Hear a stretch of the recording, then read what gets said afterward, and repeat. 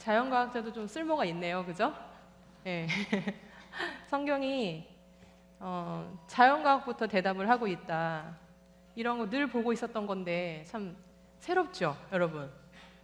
근데 듣고 보니까 그런 거 같으시죠? 아니세요? 네, 듣고 보니까 그런 거 같은 거예요. 정말 얼마나 반가운 얘기인지. 자, 오늘날 교과서 이렇게 시작해요. 우리 어르신들이, 저보다 더 나이가 많으신 분들이 배우신 교과서는 이랬어요. 이런 모습이었어요. 이런 모습이라는 게 무슨 뜻이냐면, 단원 제목을 보면 딱 진화론 배우겠구나, 이 단원에서 느끼는 거예요. 그리고 1년에 그런 단원은 한 단원이나 있을까 말까 해요. 고등학교 3년 다니면 매해마다 배우는 게 아니라 진화론을 배우는 해도 있고 안 배우는 해도 있고, 그리고 특정 과목에서 특정 단원에서만 배웠어요. 근데 우리 아이들이 배우는 교과서는 그렇지가 않아요. 이게 지금 우리 아이들이 배우는 고등학교 1학년 교과서예요. 고등학교 1학년 교과서에 첫 단원의 첫 페이지를 피면은 뭐라고 써 있다고요? 나는 무엇이었을까? 지금 모세가 무슨 질문을 던졌다고 우리 배웠어요? 내가 어디서부터 왔는가? 근데 지금 21세기에 2020년에 이 땅에서도 또 무슨 질문을 던지고 있어요? 나는 어디로부터 왔는가? 이 질문 똑같이 던지는 거예요. 그러니까 인류 고금을 막론하고 이 질문을 피해갈 수 있는 사람이 없는 거고, 어느 누구나 이 질문에 대한 대답을 요구하고, 그리고 접어두고 살든지 그거를 인생 내내 고민을 하든지 답을 얻든지 어떤 방식으로든지 자기 속에 이 답을 갖고 살아요. 그걸 우리가 세계관이라고 그래요. 우리가 성경을 들고 있는데 과연 성경적인 내 기원에 대한 세계관이 잘 정립이 되어 있는가, 굉장히 중요한 문제인 거예요. 모세도 질문해서 썼거든요. 그런데 오늘날 우리 아이들이 배우는 교과서도 뚜껑을 열면은 이 얘기부터 하고 있단 말이에요. 그러면서 첫 번째 페이지에 이렇게 물어요, 여러분. 138억 년 전에 너는 뭐였는지 써봐. 46억 년 전에 너는 뭐였는지 써봐. 20만 년 전에 너는 뭐였는지 써봐. 이렇게 되어 있어요. 여러분, 많은 말이 필요해요, 안 필요해요? 딱 요 세 단어, 이 세 번의 요 문장으로 끝난 거예요, 이미 세계관이. 너 빅뱅으로 대폭발해서 터질 때 그때 그 물질, 그 에너지였어. 너 46억 년 전에 성운 가스가 빙빙 돌면서 태양이라는 게 응축돼서 만들어졌고, 그 옆에 지구라는 행성이 생겼는데 그때 그게 너였어. 그 먼지 티끌, 그게 너였어. 그리고 20만 년 전에 원숭이, 침팬치 같은 동물 조상으로부터 진화돼서 한 줄기가 인간이 됐는데 그 네 발로 걷던 그 동물, 그게 네 조상, 너였어. 이렇게 묻는 거예요. 딱 요 세 가지 단어 가지고 세계관 승부 끝. 그렇게 우리 아이들은 지금 이 단원이 무슨 단원인지 제목을 아세요, 혹시? 우리 과거의 교과서는 진화라는 단어에서 진화를 배웠어요. 지질 시대라는 단어에서 진화를 배웠어요. 제목만 보면 알 수 있었어요. 근데 지금 이 첫 페이지를 이루고 있는 이 첫 번째 단원의 제목은 물질과 규칙성이라는 단원이에요. 여러분, 느낌이 오세요? 진화를 배울 거라는? 전혀 안 오죠. 물질의 생성이라는 단원에서 이렇게 너는 바로 그 물질이었어. 별먼지에서 온 물질. 그래서 제목이 뭐예요? 별에서 온 우리. 이렇게 우리의 기원에 대해서 답을 듣고 있는 시대에 살고 있다는 거죠. 그러므로 우리가 질문을 받으니까 다 질문하는 거예요. 하나님이 빛이 있으라고 할 때 빅뱅이 시작된 것이 아니에요? 이런 질문이 있는 거예요, 진짜. 우리 중학생, 고등학생, 대학생 다 똑같아요, 질문이. 질문이 다 똑같아요, 내용이. 중학생이나 고등학생이나 대학생이나 똑같이 이걸 질문하는 거예요. 빅뱅, 그게 태초에 하나님이 천지를 창조하실 때 그 모습인가요? 그러면 138억 년이 우리의 역사인가요? 그러면 성경은 좀 해석을 달리 해야 되는 게 아닌가요? 138억 년이 우리의 진짜 역사면? 이렇게 질문하는 거예요. 여러분, 제가 한번 질문해 볼게요. 기원이 이론이에요, 역사예요? 한번 대답해 보세요, 여러분 스스로에게. 기원이라는 건 이론이에요, 역사예요? 네. 기원이 없으면 우린 존재하지 않죠? 지금 숨쉬고 살고 있는 이 현실이라는 게 존재하지 않죠? 네, 기원은 반드시 있었던 사건이에요. 그러니까 역사죠. 우리가 지금 역사 가지고 성경을 얘기하고 있어요. 히스토리. 그런데 기원을 이론에다가 그냥 갖다 영역에다가 놔놓고 그냥 막연하게 살고 있는지도 몰라요. 그리고 여러 가지 기원에 대한 너무나 여러 가지 이론들을 들으면서도 정리는 안 된 채 창세기 첫 번째 장 뚜껑을 열려고 하면은 마음이 울렁울렁한 거예요. 창세기 첫 번째 장을 열 용기가 없어요. 그리고 읽으면서도 5만 가지 이러한 질문들이 믹스되어 있는 거예요. 복잡한 거예요, 생각이. 끝까지 갈 힘이 없어요. 그런 상황 가운데 놓여 있습니다. 가장 많이 노출되고 있는 게 이런 빅뱅이라는 이런 그림들 많이 보죠. 영상으로도 보고 교과서에 나와 있는 그림이고 많이 봅니다. 여러분 정말 이렇게 우주가 한 점에서 무한히 팽창이라는 시간들을 거쳐서 생겨난 걸까요? 여러분 어떻게 생각하세요? 하나님이 이런 방법으로 정말 창조를 하셨을까요? 그죠? 네. 우리는 빅뱅 이런 걸 배우면서 과학 시간에 배우니까 또 과학 다큐멘터리에서 보니까 이게 사실일 거라고 생각이 들어요. 그리고 과학적으로 증명이 된 게 아닌가 이런 생각이 든다고요. 그러니까 이걸 어떻게든 이 성경책하고 좀 어떻게 조화를 이루어가지고 좀 생각을 해보려고 하는 시도가 있을 수밖에 없는 거예요. 그런데 꼭 그렇진 않습니다. 과학책에서 배운다고 해서 다 증명된 건가? 꼭 그렇진 않아요. 여러분 여기 현대자동차 있다고 들었거든요. 우리는 자동차를 보면서 희한해하지 않지만 만약에 고려시대인이 갑자기 2020년에 여기 울산에 온 거예요. 그래서 자동차를 보게 된 거예요. 그 연구를 한 거예요. 자동차가 어떻게 굴러가는지 그 작동 원리를 연구를 해가지고 조금 지식을 알아냈어요. 그런데 이걸 조금 알아낸 상태에서 얘가 어떻게 작동하는지 원리를 조금 알아냈는데 이 자동차가 어떻게 생성됐는지가 궁금한 거예요. 그래서 여러 가지 이 자동차가 어떻게 생성됐는지 나름대로의 이론을 막 만들었어요. 여러분 한번 생각해 보세요. 자동차가 어떻게 엔진이 일을 해가지고 바퀴를 굴려가지고 어떻게 자동차가 굴러가는지 그 작동 원리하고 자동차의 이 철판은 어떻게 만들어지고 이 엔진의 원리는 뭐고 이렇게 해서 생성 원리하고 같겠어요? 다르겠어요? 작동 원리하고 생성 원리하고 다르겠죠? 그런데 작동 원리를 조금 알았는데 그걸 가지고 생성 원리를 이해하려고 하면은 다 잘 맞겠어요? 안 맞겠어요? 모르는 부분이 상당히 많겠죠. 근데 이 자동차는 뭐 내가 정 궁금하면 뜯어볼 수도 있어요. 그죠? 당장 손에 있으니까 해체해가지고 다시 조립해 볼 수도 있고 여러 가지 방법을 써볼 수가 있어요. 그런데 이 우주는 어때요? 우리는 지금 과학자들이 연구하는 게 우주의 작동 원리를 이해하는 거예요? 생성 원리를 이해하는 거예요? 그렇죠. 우주의 작동 원리를 이해하는 거예요. 우주를 관찰하고 실험해보고 하면서 얻게 되는 과학 지식들은 현재 이 우주가 어떻게 운행하는가, 생물이 어떻게 작동하는가, 이 작동 원리를 이해하는 것이지 이 현재 이 우주가 어떻게 생겼는가 그 생성 원리를 보고 있는 게 아닌 거잖아요. 이해가 되시죠?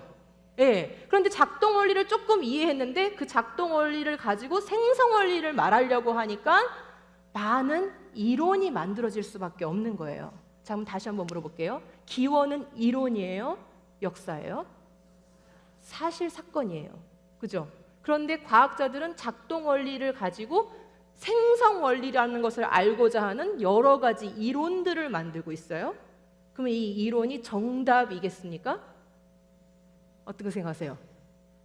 정답으로 가기가 굉장히 먼 길이겠죠?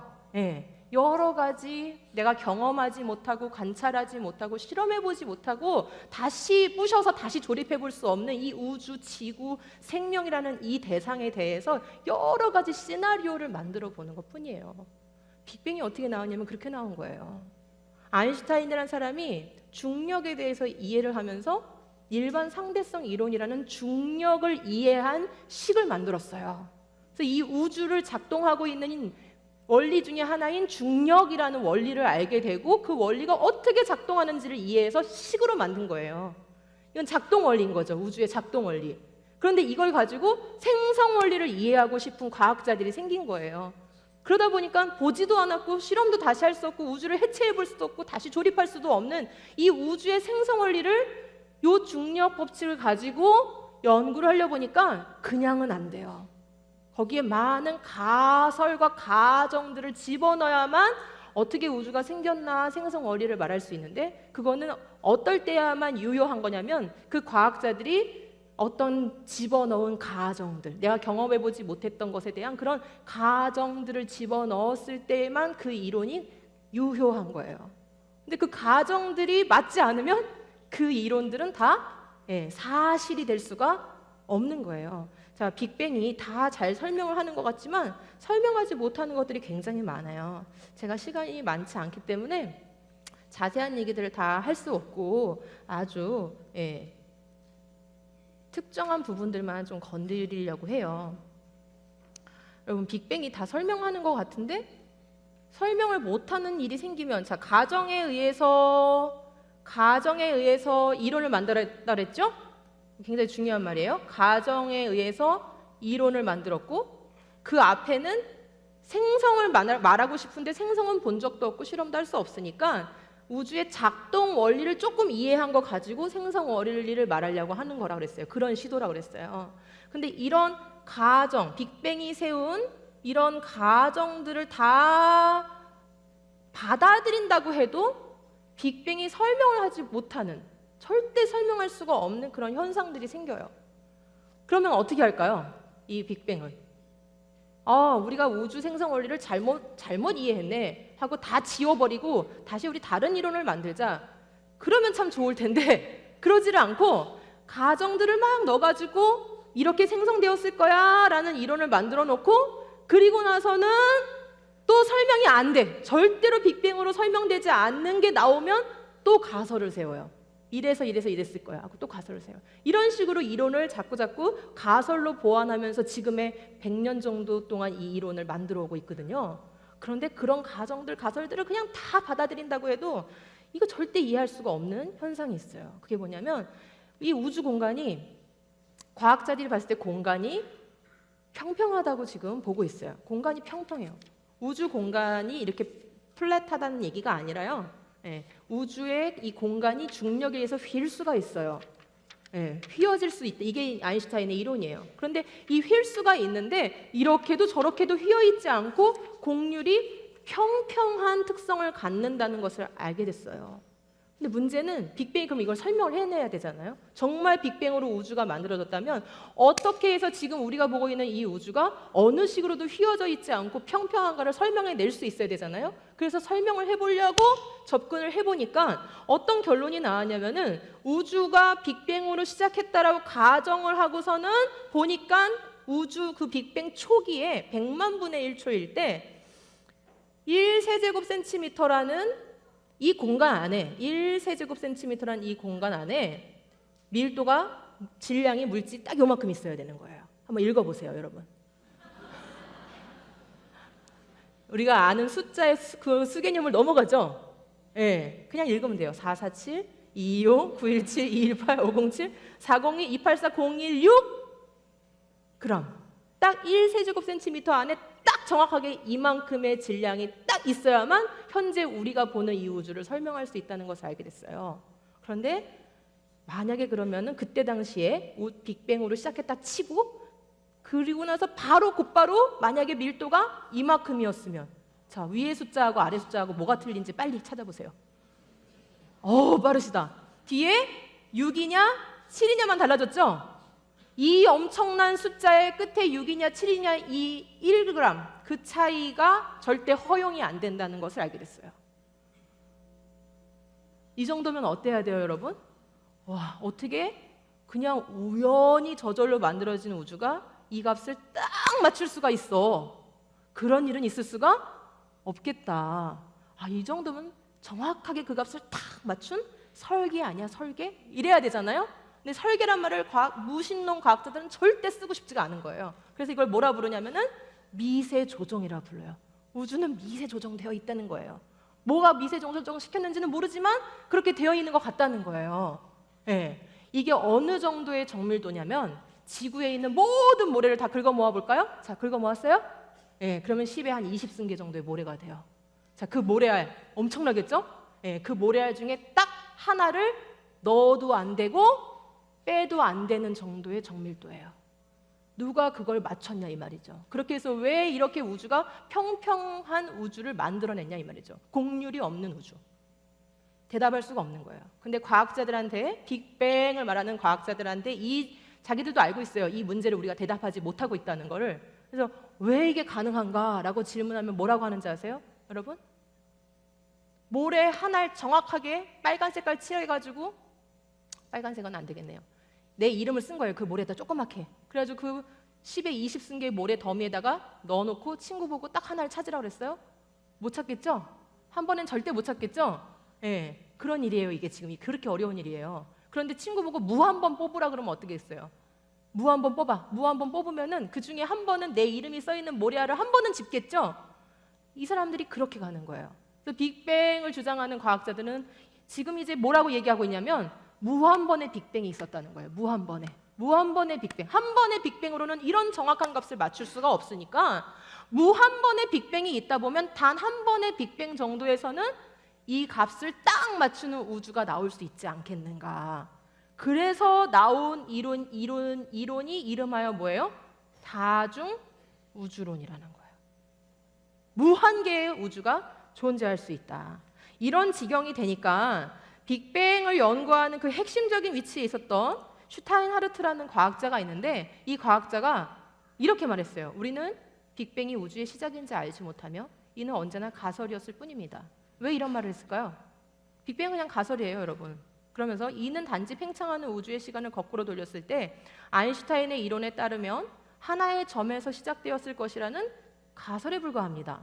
하지만 그게 반드시 사실일 필요는 없죠. 그러므로 빅뱅이 마음에 안 들면 빅뱅이 시작이 아니라고 생각하고 다른 가능성에 대해 고려해보는 것은 전혀 문제가 되지 않습니다 하고 손 털고 나는 급팽창 이론, 빅뱅 이론 나는 버리고 다른 우주론 만들겠습니다. 손 털어버렸어요. 왜 그랬을까요? 다중 우주가 있다 쳐봐요. 내가 지금 살고 있는 이 우주 말고 다른 우주가 있다고 쳐봐요. 우리가 가볼 수 있을까요? 관찰할 수 있을까요? 측정할 수 있을까요? 실험할 수 있을까요? 과학적으로 아무것도 할 수가 없는 거예요. 실제적으로는 아무것도 할 수가 없는 거예요. 그러므로 그거는 뭐의 대상이 아니냐면 과학의 연구의 대상이, 탐구의 대상이 될 수가 없는 거예요. 그냥 형이상하게 세계에만 있는 거예요. 그러니 이거는 과학이 아닙니다 하고 버려버린 거예요. 나는 과학자로서 양심상 이걸 나는 받아들일 수 없습니다. 이런 게 바로 빅뱅 100년의 현 주소라는 거예요, 여러분. 그런데 이 세계는 얼마나 기기묘묘한지 몰라요. 이 세계는. 지금 한번 손을 좀 써볼까요? 오른손. 상대성 이론. 해보세요. 상대성 이론. 왼손 양자역학. 이 두 개를 현대 물리학이라고 해요. 되시죠? 예, 지금 이런 현대 물리학의 세계에 입문하셨습니다, 여러분. 자, 다시 상대성 이론을 가지고는 빅뱅을 얘기하려고 하는데 빅뱅으로는 설명이 돼야 안 돼요? 안 되는 현상이 많으면 그들은 뭐 해요? 가설을 도입해요. 네, 가설을. 근데 그 가설 끝에 뭘 향하고 있었어요? 다중우주론. 왜냐면 한 번의 우연으로는 설명할 수 없어서 무 한 번의 우연을 설정해야만 했던 거예요. 여러분 무 한 번의 우연에 여러분의 존재, 기원을 맡기시겠어요? 그런 상황인 거예요. 근데 지금 어디로 지금 들어가냐면 양자역학으로 들어간 거예요. 근데 가보니까 보이지도 않는 그 미시세계에 지금 원자를 제가 지금 그려놨어요. 원자가 있어요. 원자에 핵이 있어요. 원자 핵 주변에 돌고 있는 걸 뭐라고 하죠, 여러분? 예, 우리 친구들 드디어 대답을 하기 시작했어요. 자, 핵 속에 또 뭐가 있을까요, 여러분? 핵 속에. 대답을 하셨어요, 누가? 양성자도 있고, 중성자도 있고, 아셔요? 그죠? 중성자도 있고, 양성자도 있어요. 자, 그런데 지금 바깥에는 누가 돌고 있어요? 전자가 돌고 있어요. 전자는 마이너스 극이죠? 근데 이 핵 안에는 마이너스 극에 반대가 되는 뭐가 들어있냐면 플러스가 들어있어요. 자, 바깥에 마이너스가 2개니까 여기 핵 안에는 플러스가 몇 개일까요? 예, 그쵸? 2개예요, 2개. 그래서 이 플러스를 띠고 있는 애들을 양성자라고 불러요. 자, 그런데 문제가 뭐냐면 이 지금 제가 그려놓은 이 세계가 지금 이 세계가 얼마짜리 세계냐면요. 10에 마이너스 13승 센티미터의 세계예요. 뭐라는 거예요, 그죠? 10에 마이너스 13승 센티미터. 그러니까 1cm를 억등분을 하셨어요? 네, 그리고 다시 그 한 조각을 다시 빼가지고 다시 10만 등분을 하는 거예요. 얼마나 작은 세계인지 아시겠죠? 그래서 그 미시 세계, 극미 세계라고 하는 거예요. 근데 이 안에 그 보이지도 않는 그 공간 안에 자 주먹을 한번 2개 해보세요. 지금 거기에 뭐가 들어있다고요? 플러스 극을 띠고 있는 양성자가 들어있는 거예요. 그죠? 얘네가 지금 서로 뭐 할까요? 플러스 극, 플러스 극 같은 극이네요. 서로 뭐 할까요? 밀어내겠죠? 밀어내보세요. 여러분이 그렇게 미는 순간 우주는 끝났어요. 이 극미 세계에 양성자가 거기 갇혀 있어야 돼요. 갇혀 있지 않고 얘가 벌려지는 순간 이 우주의 물질 세계는 없어지는 거예요. 여러분 책임지세요. 우주를 없애버렸어요 지금. 그래서 얘를 이 안에다가 가둬놔야 되는데, 핵이라는 이 극미 세계에다 가둬놔야 되는데 그 미는 힘을 누가 이거를 막을 수가 있어요? 본질적으로 얘는 미는데 어떻게 해야 되죠? 완전히 꽁꽁꽁꽁 그 미는 힘보다 더 세게 묶는 힘이 필요하겠죠? 그런 힘, 얘네들을 꽁꽁꽁꽁 묶어서 절대 핵 바깥으로 못 나오게 하는 힘이 있는데 그게 강력이에요. 여러분 들어보셨어요? 강력이라는 힘? 우주에 존재하는 힘, 중력만 들어보셨죠? 네. 우주에 존재하는 4가지 힘이 있는데 그 중에 하나가 강력. 이 힘이 제일 센 힘이에요. 그 다음에 전자기력이 있고 양력이 있고 중력이 있어요. 이렇게 4가지 힘이 있는데 이 극미 세계에는 반드시 강력이 작용해서 양성자를 그 안에다 붙들어 놔야 돼요. 절대로 튀어나오는 순간 이 우주는 존재할 수가 없게 되는 거예요. 그런데 이것만 있으면 안 돼요. 지금 전자들이 지금 이 바깥에 돌고 있다고 그랬잖아요. 이 전자들은 여기 왜 돌고 있어요? 여러분? 누가 돌게 만들었어요? 그죠? 얘네가 꼭 돌란 법이 없잖아요. 그냥 자유롭게 다닐 수 있잖아요. 공간으로. 근데 굳이 왜 원자 핵 주변을 이렇게 돌고 있냐고요. 이 돌게 하는 힘이 또 뭐냐면 그게 전자기력이에요. 전자기력. 이 원자 핵 주변으로 전자가 돌고 있게끔 하는, 붙들어 놓는 힘. 강력은 이 핵 안에서만 작용하고 전자기력은 이 원자 핵 바깥에 조금 더 큰 공간이죠. 그거보다 한 10,000배 정도 큰 공간이에요. 그 공간 안에 또 작용을 해서 이 원자라는 걸 형성하게 해서 얘가 다른 원자하고 반응을 해서 물질을 만들게 해요. 그래서 우리 학교에서 배웠던 분자란 말 기억하세요? 분자? 예, 모든 물질은 분자 상태로 존재하는데 분자가 되려면 뭐가 필요하냐면 이 전자기력이 꼭 있어야 돼요. 그러니까 핵 안에는 강력이 꼭 작용해야 되고 이 원자 바깥에서는 전자기력이 작용을 해야지만 물질 세계를 이룰 수가 있어요. 그래서 지금 보시면 이 물질, 우리 여러분 몸도 다 물질이고 이 나무도 다 물질이고 다 공기도 물질이잖아요. 이 물질을 이루고 있는 그 극미 세계에는 거기에만 작용하는 강력이 있어요. 이 원자를 구성하면서 물질들을 반응시키게 하는 전자기력이 꼭 작용을 해야 돼요. 그런데 이보다 엄청 큰 세계, 지구, 태양, 은하 이런 것들을 붙들고 있는 힘은 또 뭐예요? 중력이죠. 네. 근데 중력을 1이라고 하잖아요. 그러면 이 강력이 얼마큼의 크기일 것 같으세요, 여러분? 10의 43승배예요. 배. 네.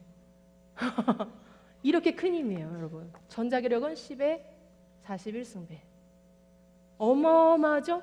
우리가 이 태양의 지구가 딸려 돌고 있고 태양이 또 다시 또 돌고 있고 이 힘이 어마어마한 힘이라고 생각하고 있어요.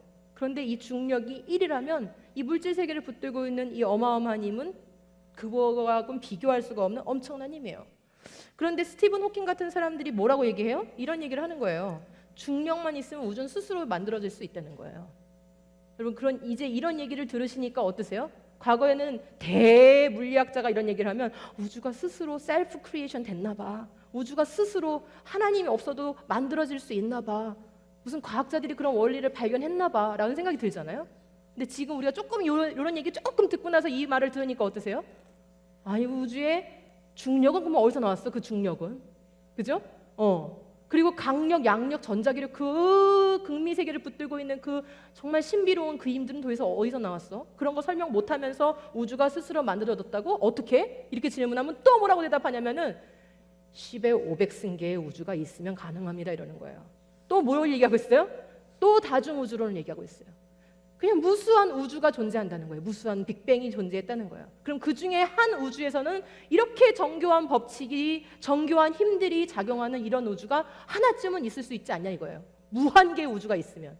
여러분 그럼 무한의 확률에 여러분의 존재 기원을 맡기시겠습니까? 그러니 무에서 이런 우리가 보고 있는 이 물질 세계가 만들어졌다고 얘기하는데 결국은 무한개의 우주 중에 우연히 저절로 이 우주가 됐다고 얘기하는 거니까 그냥 됐다고 얘기하는 거하고 뭐가 다르냐 이 말이에요. 그렇죠? 그러니까 현대 물리학, 아까 얘기했던 현대 물리학을 알고 얘기하나 모르고 얘기하나 결국은 다 뭐라고 얘기하는 거예요? 그렇죠. 그냥 됐다고 얘기하는 거예요. 근데 동양에서 뭐라고 얘기하고 있었어요? 애초부터 이 우주는 스스로 존재했더라. 이 우주는 스스로 있었더라. 그냥 있었더라. 우주가 영원 불멸하게 이 우주 자체가 원래부터 그냥 존재했다라는 말, 그런 뜻으로 자연, 자존, 우리 얼마나 자연이란 말을 많이 써요. 그죠? 근데 서양에서는 nature라고 하는 말보다는 creature, 피조물이라는 말을 더 쓰죠. 예. 이거 다 사상이 들어가 있는 말입니다. 자연, 그냥 우주가 우연히 저절로 그냥 있었다, 영원히 있었다, 존재했다. 그런 말이에요, 이게. 그러니까 알고 얘기하나 모르고 얘기하나, 자연과학적으로 접근을 하나 인문사회과학적으로 접근하나, 결국 기원에 대한 문제는 마지막 부딪히는 벽이 있어요. 무슨 벽인 거예요? 누군가 목적을 가지고 계획을 가지고 설계했다라고 뭐 하든지 믿던지, 아니면 아니야 그냥 우주 자체가, 물질 자체가 원래부터 그냥 존재했어, 그것이 그냥 자존한 거야, 자연이야 라고 믿던지, 결국은 그 믿어야 되는 벽에 부딪히고야 만다는 사실 우리가 알 수가 있습니다. 여러분은 어떤 믿음이 더 합리적이라고 생각하십니까? 자, 여러분 제가 여러분에게 지금 카톡 보냅니다. 자, 카톡, 핸드폰 진짜 보지 마시고 화면을 보세요. 뭐예요 이게? 제가 뭐라고 보냈어요 여러분?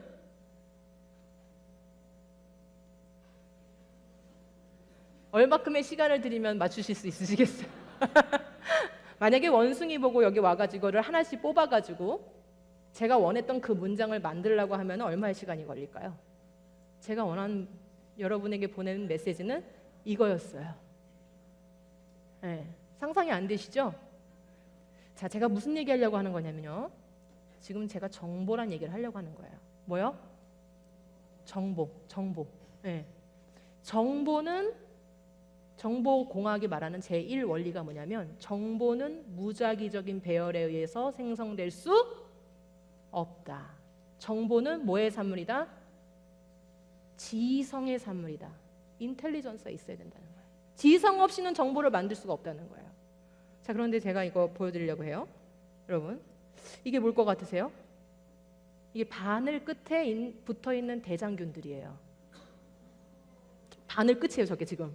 대장균들이에요. 맨눈으로는 안 보이겠죠? 여러분 바늘 보시면서 대장균이 막 한 100만 마리 정도 보이세요? 안 보이시잖아요?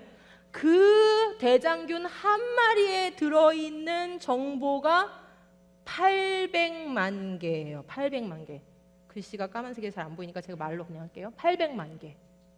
아니 그 미물이라고 하는 단순한 세포 덩어리 하나에도 다 알고 보니까, 오늘의 과학으로 알고 보니까 정보 덩어리인 거예요. 근데 여러분 몸은 어떠세요, 여러분? 여러분 몸은? 대장균도 심지어는 이렇게 정보 덩어리인데 여러분 몸은 어떨 것 같으세요? 여러분 몸에서 물을 쫙 빼고 나면은 대부분의 물질이 뭐냐면 단백질이에요.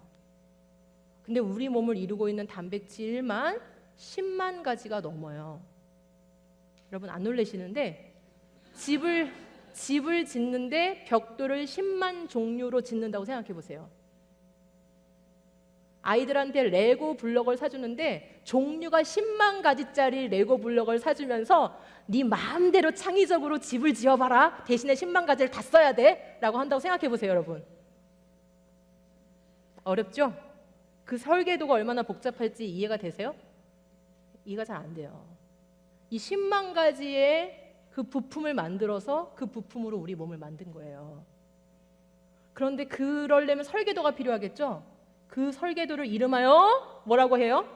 DNA. 그걸 우리가 유전자라고 하는 거거든요. 근데 우리 몸에 들어있는 그 설계도를 책으로 바꿔보니까는 1000페이지 책. 지금 세포 하나 얘기하는 거예요. 여러분 세포 하나 만져보세요. 안 만지잖아요, 그죠? 그렇지만 거기 세포 하나에 들어있는 암호를 책으로 바꾸면 얼마라고요? 1000페이지 책 1000권이 지금 여기 들어있는 거예요. 세포 하나에. 근데 그 세포가 전체 몸에 60조 개가 있어요, 여러분. 그래서 여러분 몸 전체에 들어있는 정보를 다 연결해서 붙이면 지구에서 달까지 6000번 갈 수 있는 거리예요. 여러분 몸 한 덩어리에 정보 덩어리죠. 막대한 정보 덩어리가 바로 우리의 몸이라는 것을 알 수 있어요. 그런데 여러분 정보만 있으면 어떤지 아세요? 정보만 있으면 이 정보 덩어리인데 이 정보도 그냥은 절대 안 만들어지겠죠? 지성의 산물이라 했잖아요. 근데 이 복잡한 정보가 그냥 만들어지겠어요? 누군가가 반드시 설계해야만 하겠죠? 근데 이 정보도 정보만 있으면 무용지물이에요. 여러분 저한테 비행기 설계도 최첨단 비행기 설계도 누가 선물해줘요. 그러면 제가 이걸로 지금 만들 돈이 없어가지고 그냥 너무 아까우니까 그냥 100일 동안 껴안고 자는 거예요. 그럼 비행기가 만들어지나요? 이거 정보 덩어리잖아요. 최첨단 비행기 설계도. 근데 왜 아무 일도 안 일어나죠? 정보만 갖고는 안 되는 거예요. 뭐가 필요해요? 그 정보를 다 해독해낼 수 있어야 돼요. 그거에 맞는 부품들을 다 생산할 수 있어야 돼요.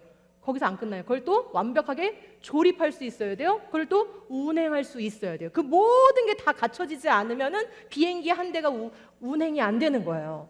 그럼 우리 몸의 세포는 어떻겠어요? 그 10만 개의 것들이 10만 개의 그 부품들이 만들어져야 되는데요.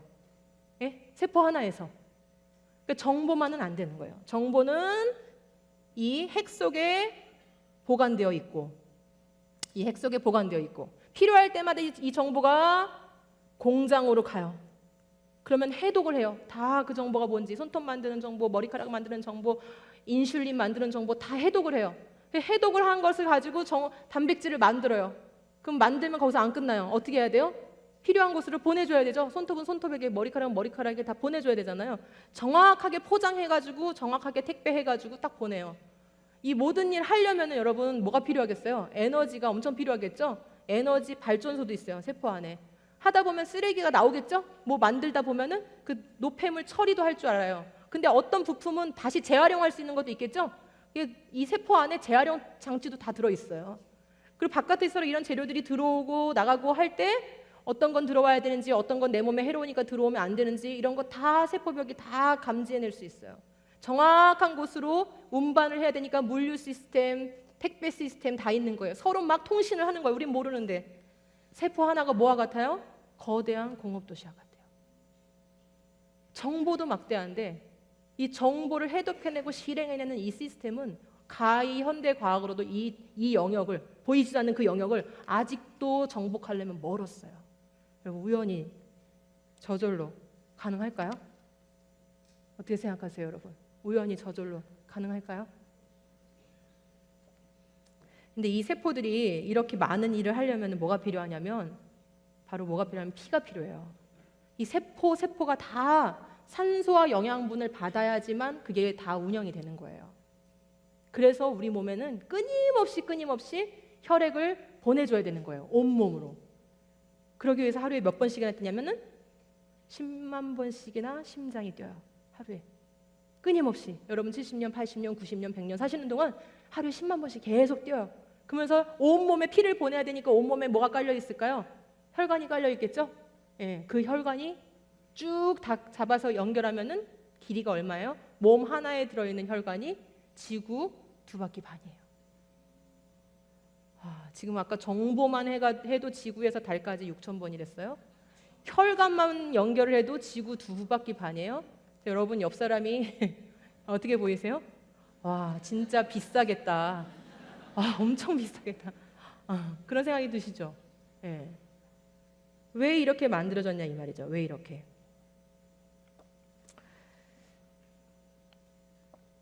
여러분 그 지구가 현재 돌고 있어요. 아시죠?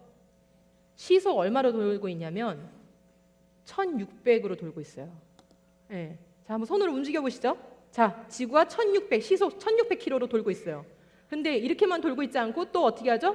자전만 하는 게 아니라 공전도 하죠. 공전은 10만 7천으로 돌고 있어요. 시속 10만 7천 킬로로. 자, 1600으로 돌면서 10만 7천으로 또 빠르게 도는 거예요. 그런데 문제는 누굴 돌아요? 누구를? 지구가? 태양을 돌아야 되는데 이 태양이 또 가만히 있으면 좋은데 이 태양도 도네요.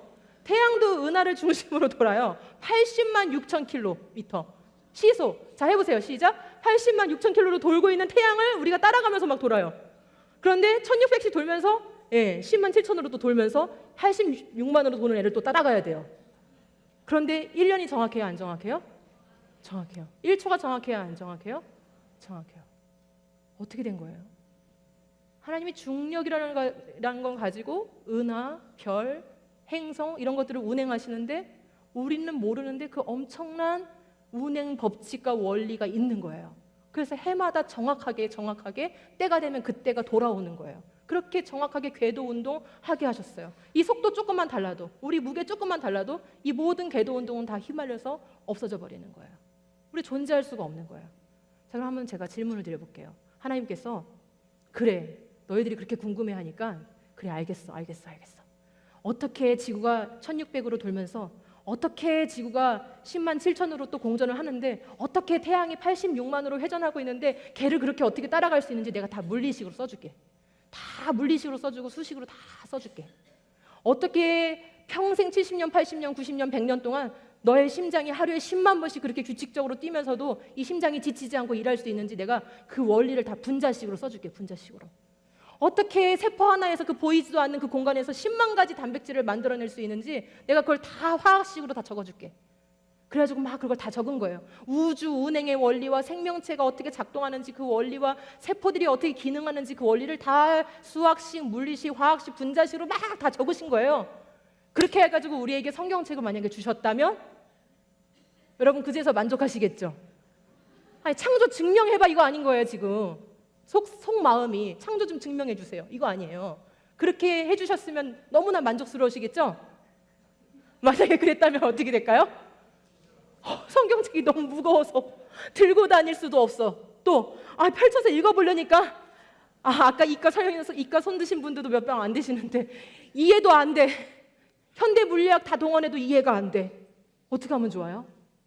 우리 구원받지 말아요. 그러면 하나님 누구신지 알아야 되는데, 알고 싶은데, 그죠? 우린 지금 이렇게 써놨는데도 배추 쫀자리가 생기는데 만약에 그렇게 성경책이 쓰여 있다면 어떻게 되겠어요? 난공불락의 메뉴가 아니라 이거는 만리장성인 거예요. 와. 그래서 하나님은 본인이 하신 그 창조 행위를 우리에게 증명해내고 설득해내실 필요가 없으셨어요. 누가 읽어도, 유치원생이 읽거나 초등학생이 읽거나 중학생이 읽거나 대학생이 읽거나 70, 80 돼서 예수님 믿게 되신 분이 읽어도 하나님이 그렇게 하셨군요. 읽기만 하면 이해가 될 수 있도록 뭐 하신 거죠? 창조를 선포하시면서 성경이 시작되었다 이 말입니다. 한번 같이 읽어볼까요 우리? 죄송합니다. 같이 시작. 태초에 하나님이 천지를 창조하시니라. 이거 읽고 나서 어려워서 이해 안 되는 사람 없어요. 다만 한 가지. 이거 믿을래? 믿지 않을래? 반응을 요구하십니다. 반응을. 성경은 우리를 하나님을 증명해내는 책도 아니고요. 하나님 자신을 설득해내는 책도 아니에요. 하나님께서 자신을 열어 보이신 책이에요. 믿을래? 믿지 않을래? 이렇게 말씀하시는 겁니다. 여러분 결국 여기까지 오니까 우리가 뭘 할 수 있냐면요. 빅뱅 진화론을 믿던지, 그렇죠? 빅뱅 진화론을 믿던지 아니면 창조론을 믿든지 믿는 문제라는 것을 알 수 있어요. 다중우주론, 무한계의 우주 중에 이런 우주 하나 있을 수 있었겠구나, 확률적으로. 그 확률을 여러분이 믿던지 아니면 태초에 하나님이 천지를 내가 목적이 있고 계획이 있어서 너를 이렇게 만들었다 하신 그 창조를 믿던지. 여러분은 어떤 믿음이 더 합리적이라고 생각하세요? 빅뱅 진화론 믿으면 어떻게 되는 거죠? 그것을 선택하는 순간 그냥 그것만 믿는 게 아니에요. 딸려오는 게 있어요. 뭐가 딸려올까요? 빅뱅을 선택하든지 창조를 선택하든지 딸려오는 부속 개념이 많아요. 이 우주가 영원하고 스스로 존재한다는 걸 믿어야 돼요. 빅뱅을 믿는 사람들은. 그렇죠? 그냥 빅뱅을 선택하는 순간 자신은 진화를 거쳐가고 있고 현재 진화 중인 존재라고 믿어야 돼요. 그리고 역시 나는 우연하게 생긴 존재라는 걸 믿어야 되는 거예요. 그러니까 내 인생에 목적도 없고 계획도 없고 책임도 질 것도 없고 그런 인생을 믿는 거예요. 근데 그래도 해결이 되지 않는 문제가 있어요, 여러분. 우리가 아까 물질의 생성이라는 단어에서 빅뱅을 얘기하면서 우리 존재, 나는 무엇이었을까 이런 걸 제시하는 교과서를 봤어요. 근데 물질의 생성에 대해서 그런 가설적인 개념으로 빅뱅이라는 가설적인 개념으로 우리의 기원을 설명하고 있는 게 오늘날의 과학 교과서인데 그게 그렇게 설명을 해내려고 해도 대답할 수 없는 게 있어요.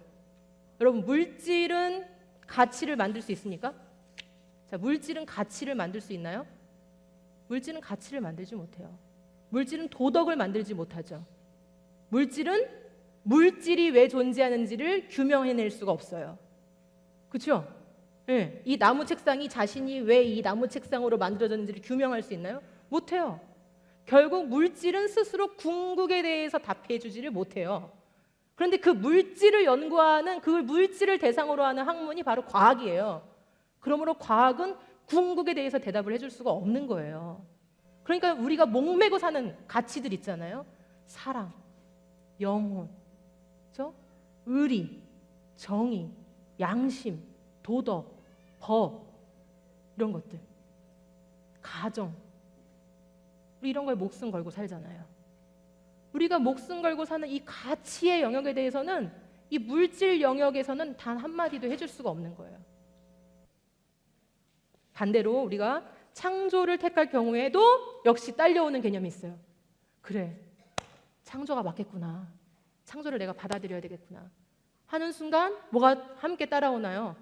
결국 창조주 하나님이 스스로 존재하시는 영원 자존하신 분이라는 것을 우리가 믿어야 되는 거예요. 그리고 이 우주 만물, 우리가 보고 있는 이 우주 만물은 그분의 지혜로 그분의 목적 가운데서 설계되었음을 믿어야 돼요. 그리고 우리가 가지고 있는 이 인격, 그리고 영성, 보이지 않는 이 형이상학적인 이 가치 체계, 이런 것들이 그분의 형상과 모양이라는 것을 또한 믿어야 됩니다.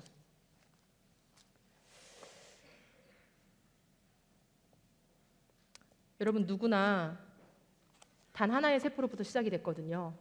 그렇죠? 정자, 난자가 이렇게 만나서 단 하나의 세포로부터 엄마 뱃속에서 1주, 2주, 3주, 4주 이렇게 시간이 흘러가면서 40주가 채워져서 아이가 태어나요. 근데 여러분, 하나의 세포로 시작이 됐는데, 보이지도 않는 그 세포로 시작이 됐는데 막 그 세포가 막 세포 분열을 해가지고 엄청나게 많은 세포 덩어리를 만든 다음에 그 세포 덩어리들이 계속 몸을 만들어요. 조직과 기관을 만들고 막 뇌를 만들고 막 심장을 만들고 척추를 만들고 발가락, 손가락을 막 만들어요. 다 모델로 되는 거예요. 지금 그 세포 안에 하나님께서 넣어놓으신 정보, DNA 그 정보대로 그렇게 되고 있는 거예요. 근데 여러분, 비밀이 있는데요. 이 단 하나의 세포가 그렇게 만들어가면서 8주 정도가 되면은 크기가 얼마냐면 3cm 정도 돼요. 태아가. 보이지 않는 그 세포가 한 3cm 정도 되는 동안 무게는 100만 배가 커진 거예요. 눈 깜빡할 때마다 20배씩 무게가 증가한 거예요. 눈 깜빡할 때마다. 그래서 8주 만에 대부분의 조직과 기관이 다 갖춰져요. 그런데 그렇게 되는 동안 엄청나게 많은 조직들이 다 만들어졌겠죠. 그 중에 팔을 만드는 과정을 제가 말씀드리려고 하는데, 세포들이 이제 팔을 만들기 시작해요. 쭉 팔을 쫙 만들어요. 팔을 만들면서 손목도 막 만들어가지고 손목까지 오면 그 다음에 이제 5가닥 골절로 이렇게 쫙 퍼지면서 손가락 마디마디 골절을 만드는 거예요. 그리고 나면 처음에 태아에서 만들어지는 손은 이렇게 붙어 있어요. 근데 8주쯤 되면은 태아에서 8주쯤 되면은 이상하게 딱 그때 그 시간에 요 손가락과 손가락 사이에 세포가 사르르르 죽어요. 손가락과 손가락 사이에 세포가 사르르르 죽어요. 고기만 딱 죽는 거예요. 이렇게. 그러면서 이게 따짠 이렇게 갈라져요. 손가락 발가락이 갈라져 있으면은 8주는 지난 거예요. 이미 뇌도 척추도 심장도 간도 위도 다 만들어져 있는데 3cm예요. 여러분 이 시절 다 겪으셨죠? 이 시절 안 거치고 세상에 나오신 분 없으시죠? 예. 언제부터가 생명이에요, 여러분? 그죠? 예. 언제부터 이렇게 완벽한 시스템으로 작동을 해야 됐을까요? 여러분이 이 세상에 나오려면 언제부터 이렇게 완벽하게 요때에는 딱 뭐가 만들어져야 되고 그 다음 단계 딱 뭐가 만들어져야 되고 어느 때는 딱 그 세포가 딱 따라라 죽어야 되고 언제부터 이렇게 완벽했어야 되냔 말이에요. 첫 번째, 아기가 태어날 때부터 이렇게 완벽했어야 되는 거죠. 그죠? 처음 부모부터 완벽해야 되는 거죠. 맞습니까? 수십만 년 동안 점점 변화돼가지고 이런 조직이 갖춰지면 돼요? 안 돼요? 안 되네. 처음부터 완벽했어야 돼요. 처음부터 심히 보시기에 좋았던 거예요. 이렇게 놀랍게 우리를 조직하신 분이 하나님이세요. 그럼 물질 영역, 이 물질 영역 이렇게 만들어셨다는 거죠. 첫째 날부터 여섯째 날까지 하신 하나님의 창조 행위 다 누구를 위한 거였어요? 사람 하나를 위한 거였어요. 나 하나 살리려고 그 일을 다 하신 거예요. 어떤 거 하나 없어도 살 수 있는 게 없어요.